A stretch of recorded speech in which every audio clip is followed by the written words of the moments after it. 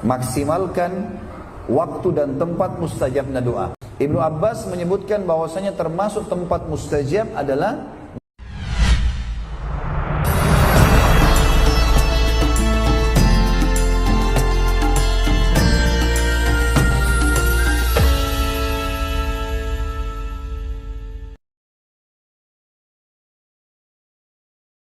maksimalkan waktu dan tempat mustajabnya doa.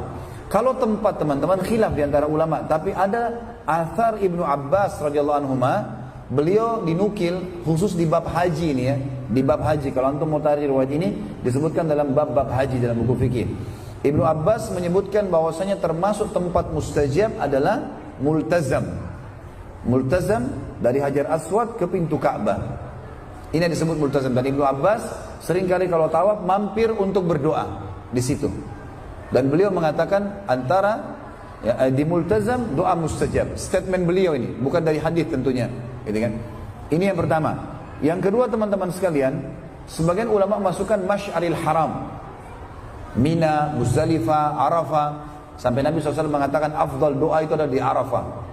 Karena Allah membebaskan banyak sekali hambanya dari api neraka pada saat itu, mohonlah bebas dari api neraka. Yang ketiga teman-teman sekalian adalah minum air zam-zam. Ini dihitung tempat, karena kita minum di tempat, baik itu di Masjid Haram, kita minum di rumah, kita lagi minum dihitung kayak minum di tempat ya.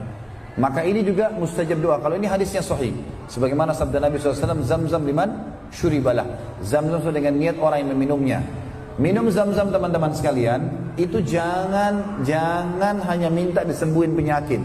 Minta sesuatu yang besar kepada Allah. Imam Syafi'i mengatakan rahimahullah, aku minum zam-zam meminta 3 hal kepada Allah. Pertama, minta agar panahanku tidak meleset. Imam Syafi'i rupanya teman-teman sekalian sangat gemar berburu. Beliau mengatakan setelah minum zam-zam dan minta agar tidak meleset panahan, maka panahanku tidak pernah meleset semenjak hari itu. Yang kedua, aku minum zam-zam minta agar dinobatkan, dijadikan oleh Allah menjadi ulama muslimin. Siapa yang tidak kenal Imam Syafi'i sebagai salah satu 4 madhab. Dan yang ketiga, aku minum zam-zam minta dimasukkan ke dalam surga. Harus minta yang besar teman-teman sekalian.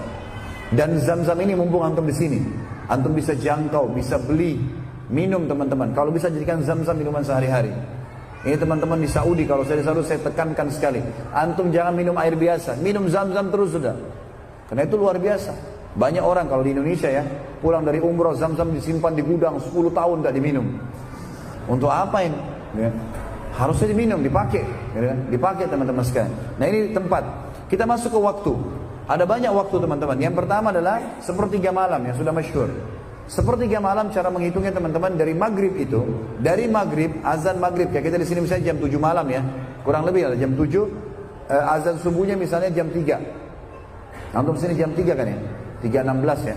Baik, anggap jam 7 sampai jam 3. Nah ini, waktu ini, jam 8, jam 9, jam 10, jam 11, jam 12, jam 1, jam 2, jam 3, berarti antum punya 8 jam dalam satu malam.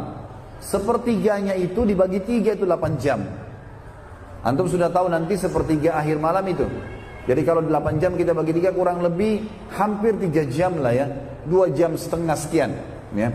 Berarti kalau subuh sekarang jam 3.16, sepertiga malam itu jam 12 malam ke atas antum di sini. Mulai jam 1 malam itu sepertiga malam. Nah ini waktu mustajab doa. Ini yang disebutkan dalam hadis Nabi SAW.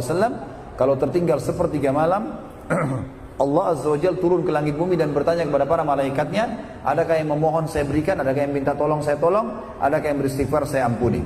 Yang kedua pada saat sujud. Pada saat sujud, sabda Nabi SAW dalam hadis Bukhari, aqrabu abdun ila rabbi wa huwa sajid fa akthiru fihi du'a. Dan pada riwayatnya dikatakan begitu. Paling dekat seorang hamba dengan Allah pada saat yang sedang sujud, perbanyaklah doa pada saat itu. Dalam hadis Imam Ahmad juga disebutkan, kata Nabi SAW, kalau kalian ruku, agungkan Allah. Kalau kalian sujud, perbanyak doa. Karena sangat jarang doa ditolak pada saat sujud. Khilaf di antara ulama tentang masalah membaca doa ini. Yang paling dekat dengan hal yang kita anggap insya Allah dalilnya paling kuat, doa-doa kalau sholat wajib, sudah ada penekanannya, ada doa-doanya. Antum jangan ganti doa itu.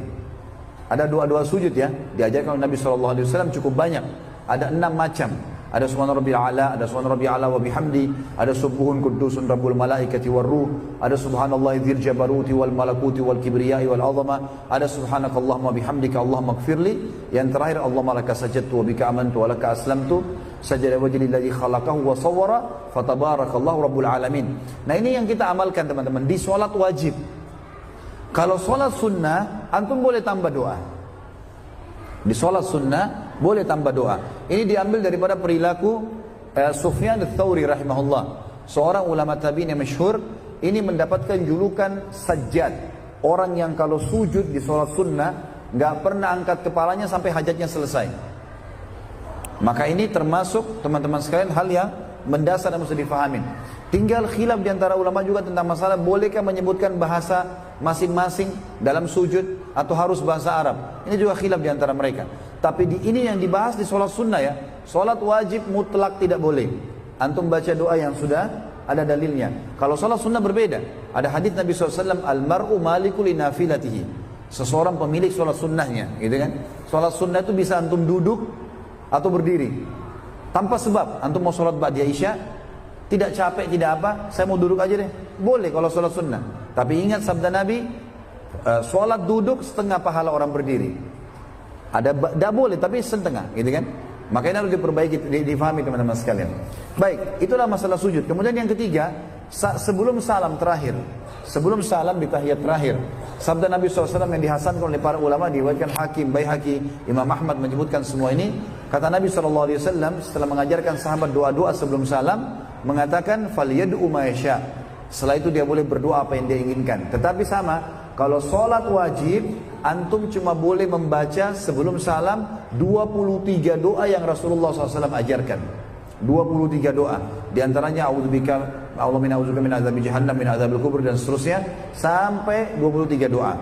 Ini teman-teman kalau ikutin ceramah saya di YouTube tentang doa-doa zikir dalam sholat, doa dan sholat ini akan saya sebutkan 23 doa itu. Kemudian kalau sholat sunnah ini boleh antum pakai berdoa apa saja, termasuk tempat yang mustajab.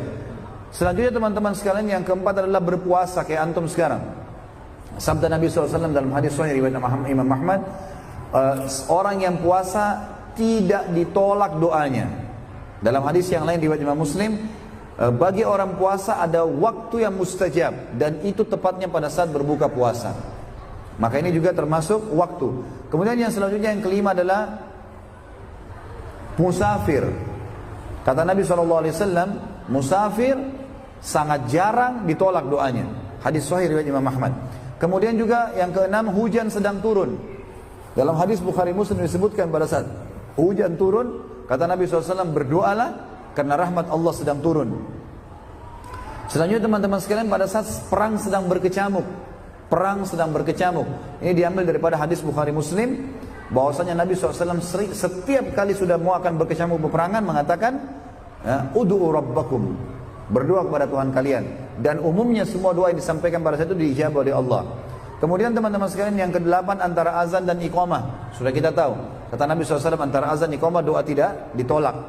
Yang selanjutnya doa orang tua untuk anak. Hati-hati teman-teman, tinggalkan semua kata-kata nakal, bodoh atau apa saja. Gunakan selalu kalimat-kalimat yang santun dan baik. Maaf teman-teman, tadi yang hadir pagi saya sempat sebutkan tentang kisah Syekh Sudais. Syekh Sudais rahimahullah, beliau pernah ditanya, kenapa anda menjadi imam haram seperti ini? Gak seperti imam-imam lain.